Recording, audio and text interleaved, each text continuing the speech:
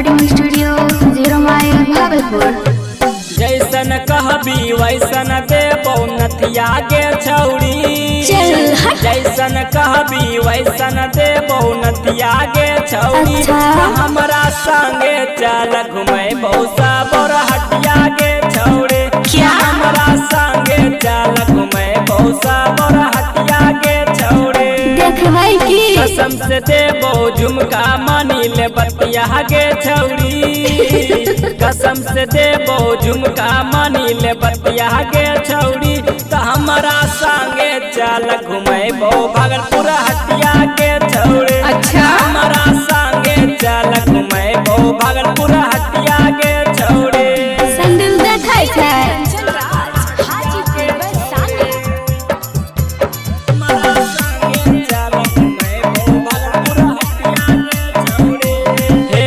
Motorcycle से घूमेबो मनाली, वहीं दिलेबो कनवा के बाली। टिप्पर हॉलू में फिल्म देखेबो, बुढ़ानाथ मंदिर तोरा घूमेबो, बुढ़ानाथ मंदिर तोरा घूमेबो। मोटरसाइकिल से घूमेबो मनाली, वहीं दिलेबो कनवा के बाली। टिप्पर हॉलू में फिल्म देखेबो, बुढ़ानाथ मंदिर तोरा घूमेबो। गलवा में हरवा दिलाई देबो तोरा गे छौरी।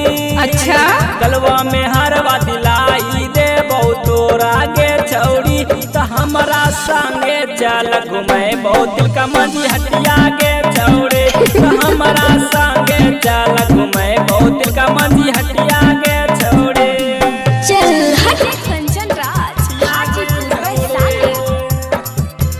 हमरा संगे चल घुमेबो भागलपुर हटिया गे छौरी। हे के राइटर नंदन कहो भागलपुरिया, होटवा के तोरा दिले तो होटला लिया। सोनू सितारा बनैले बतार गे, खूबे करबो तोरा सा प्यार गे, खूबे करबो तोरा सा प्यार गे। राइटर नंदन कहो भागलपुरिया, होटवा के तोरा दिले तो होटला लिया। सोनू सितारा बनैले बतार गे, खूबे करबो तोरा सा प्यार गे, तोरा सा प्यार गे। हौ वाला मजा देबो रतिया गे छौरी। अच्छा हौ वाला मजा देबो रतिया गे छौरी। त हमरा संगे चल घुमेबो 0 माइल हटिया गे छौरी।